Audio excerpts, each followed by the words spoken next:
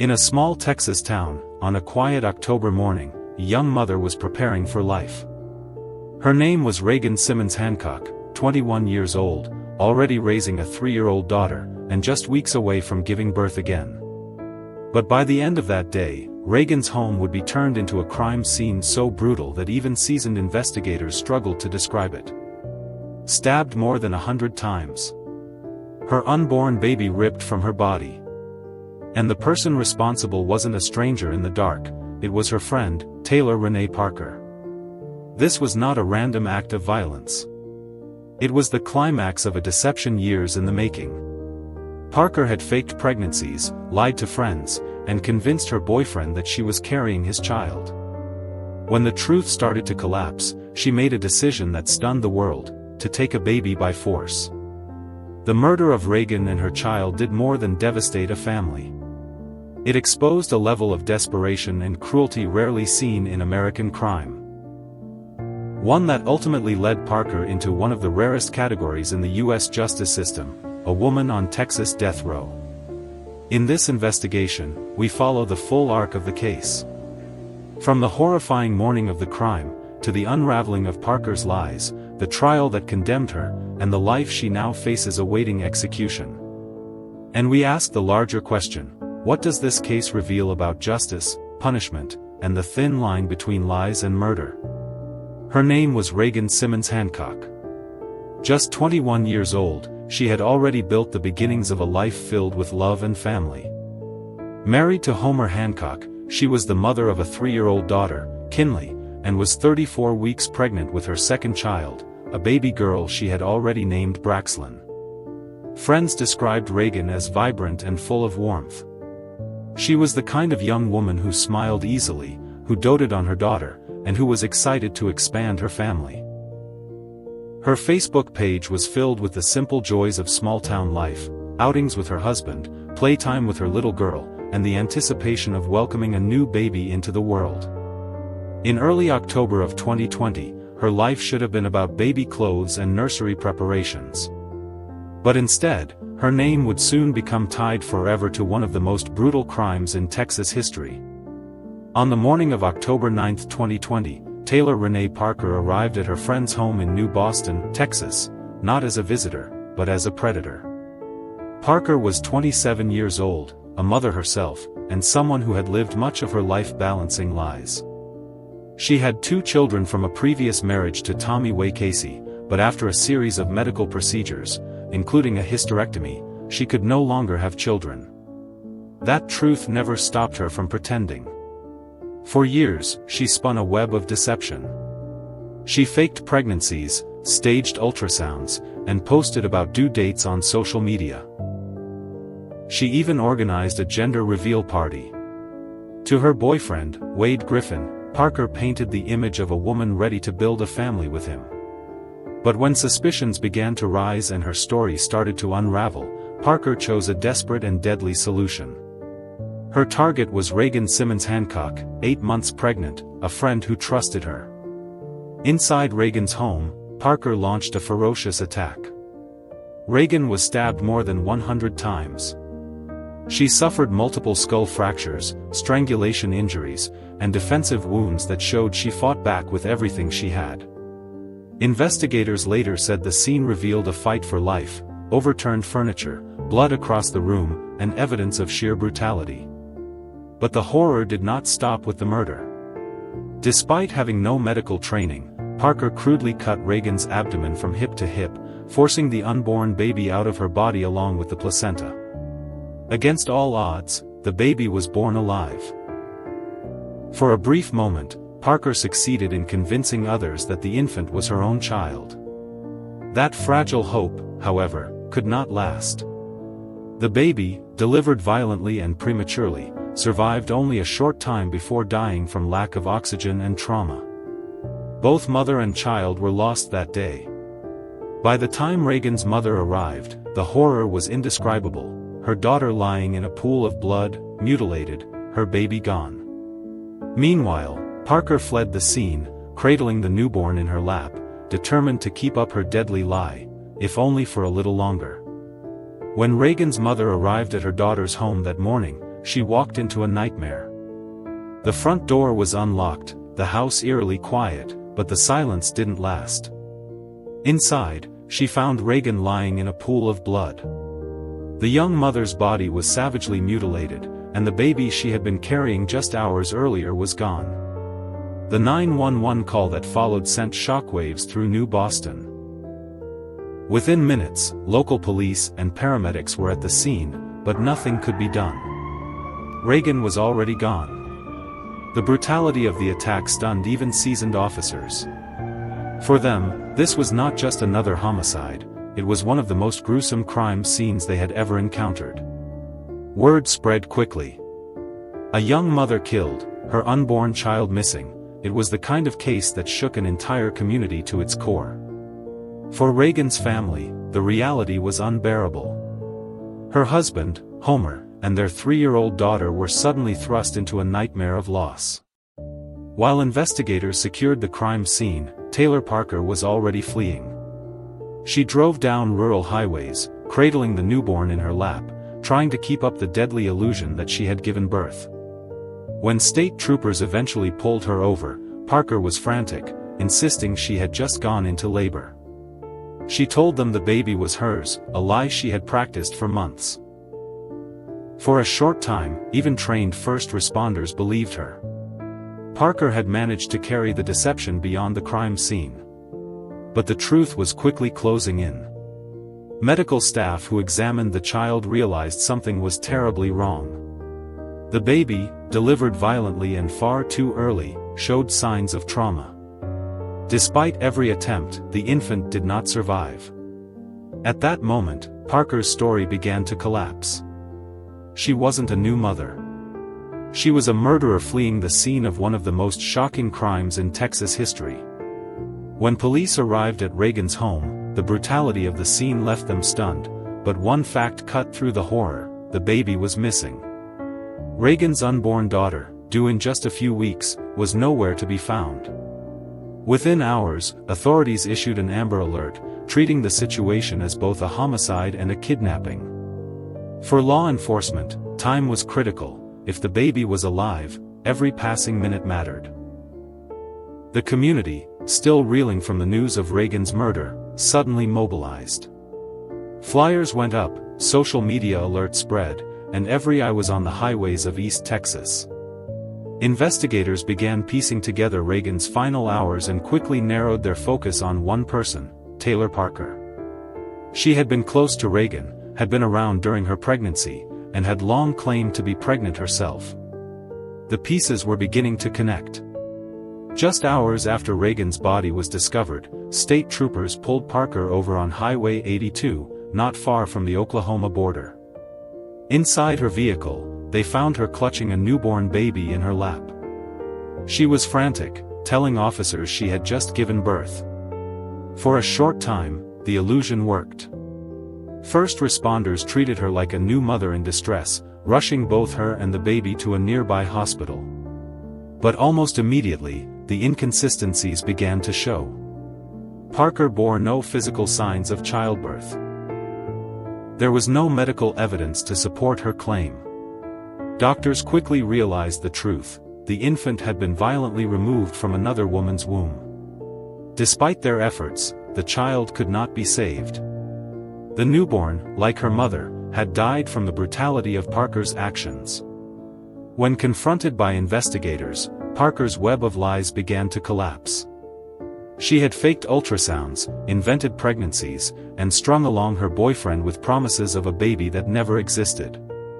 But now the evidence was undeniable: she wasn't a grieving mother.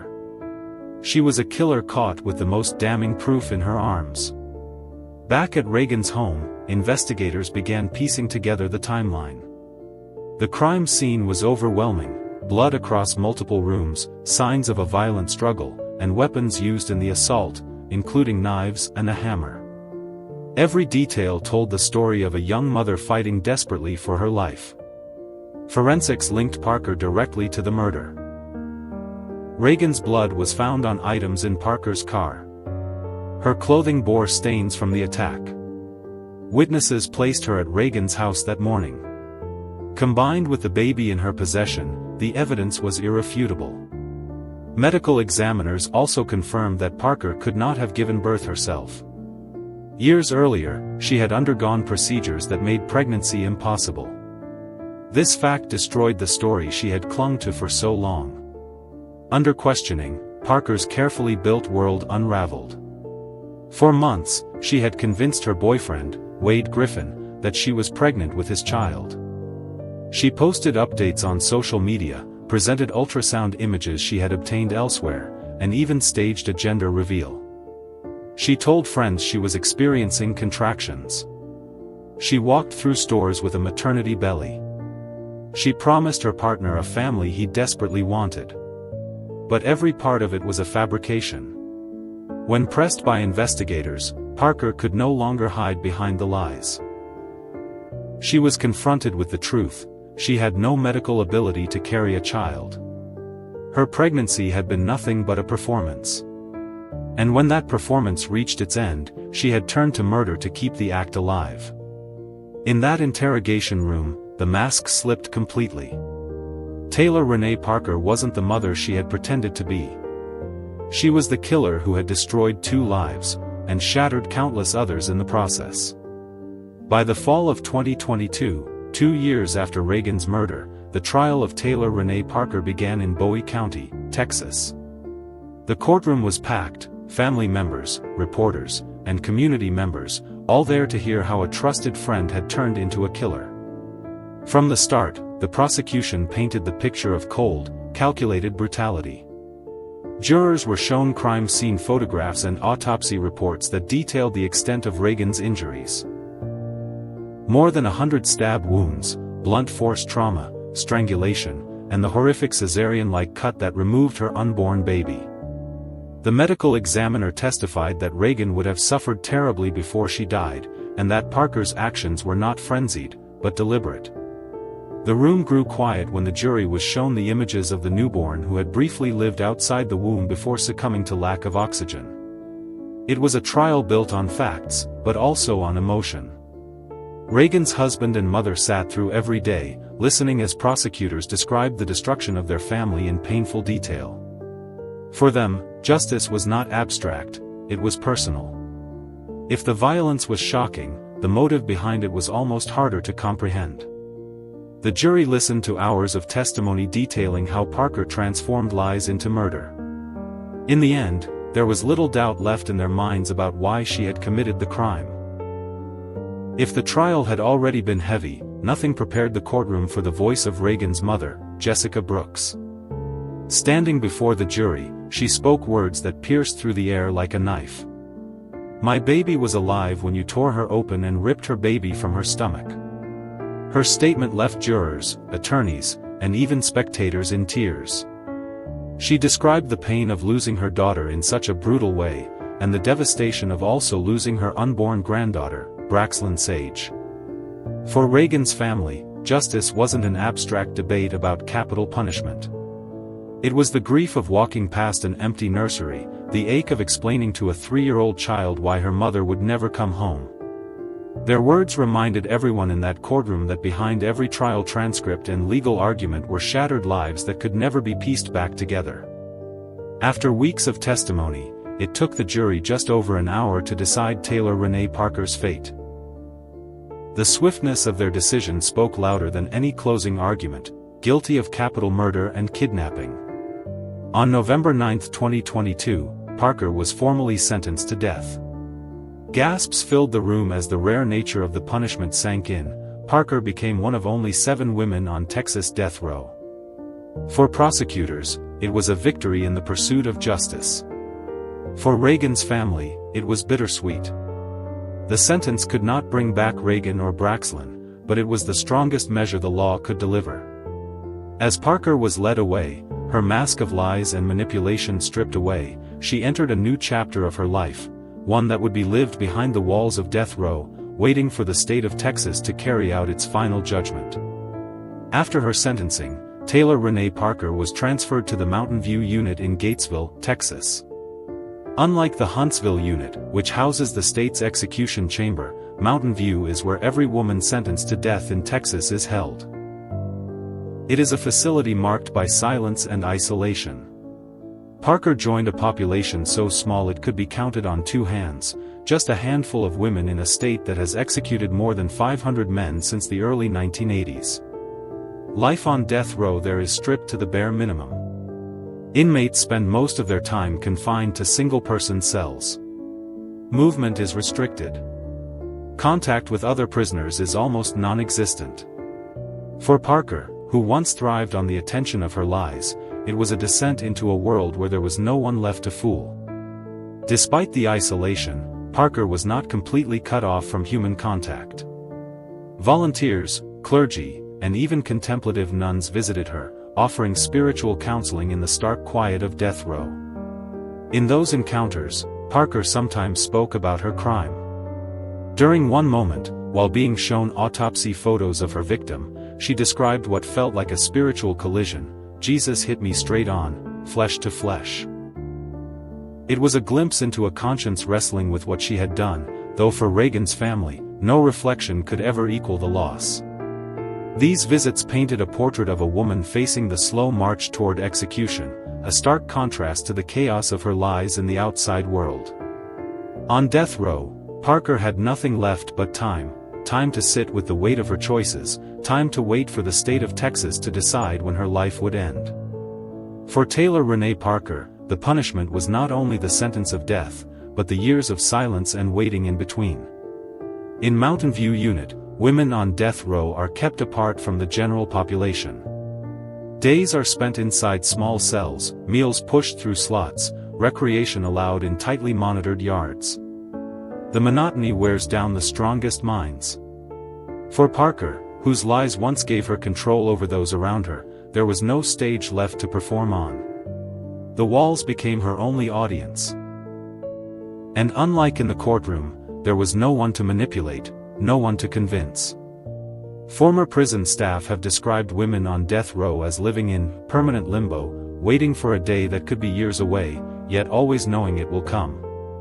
That's the weight Parker carried, the knowledge that her life was not her own anymore, and that every appeal, every court filing, was just another step toward an execution chamber in Huntsville. Texas is unique when it comes to executions. In 2011, after a condemned prisoner ordered an extravagant last meal and then refused to eat it, the state legislature abolished the tradition altogether. Since then, no inmate in Texas is allowed to request a special final meal.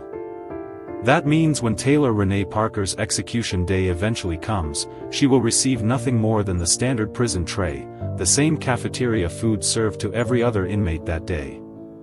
No steak, no desserts, no indulgence. Just an ordinary meal before an extraordinary end. For a state that leads the nation in executions, this policy symbolizes Texas's hard line. There will be no luxury, no ceremony, only the process of death by lethal injection. Another tradition, however, still stands, the recording of last statements. Every inmate in Texas is given the chance to speak one final time from the execution chamber, their words written down and preserved in state archives. As of now, Taylor Rene Parker's final words remain unknown, because her execution date has not yet arrived. But when it does, history shows us the possibilities. Some condemned prisoners use those final breaths to apologize, begging forgiveness from the families they've destroyed. Others go out in defiance, cursing the system or declaring innocence to the very end. And some choose silence, leaving the world with nothing but the sound of the executioner's voice. Whether Parker's last words will carry remorse, denial, or nothing at all, one fact is certain. The state of Texas will record them, and they will become part of the permanent ledger of her crime and punishment. The murder of Reagan Simmons Hancock and her unborn daughter remains one of the most brutal crimes in recent Texas history. It was not just the violence, but the betrayal, a friend exploiting trust to carry out an unthinkable act. For that, Taylor Rene Parker joined a category so rare it almost never happens, a woman sentenced to death in Texas. Out of hundreds of executions carried out in the state, only a handful have ever involved women. The punishment marked her crime as extraordinary even in a place known for its harshest form of justice. But the sentence raises questions that echo far beyond the courtroom. Does the death penalty truly deliver closure to the families of victims? Or does it only add another layer of tragedy, another life ended, another story cut short? For Reagan's family, no sentence can replace what was lost. A young mother's laughter silenced, a child who never had the chance to live, and a family forever changed. For Taylor Parker, the years ahead will be measured in appeals and waiting, until the day Texas decides to carry out its final judgment. And for us, the case stands as a grim reminder: lies can spiral into desperation, and desperation into violence. Justice may bring a verdict, but it cannot heal the wounds left behind. Now, Taylor Rene Parker sits in silence on death row, waiting for a date that has not yet been set. For Reagan's family, the wounds will never heal. And for the rest of us, her story is a chilling reminder of how lies can spiral into violence, and how justice is never simple, never clean. 3 lives were lost that day: Reagan's, her baby's, and the one Parker destroyed with her own hands. The question remains: did justice truly prevail, or is this just another tragedy added to the pile? If you want to uncover more haunting stories from the darkest corners of crime and punishment, subscribe to Mr. Cold Case. Because every crime has a story, and every story deserves to be told.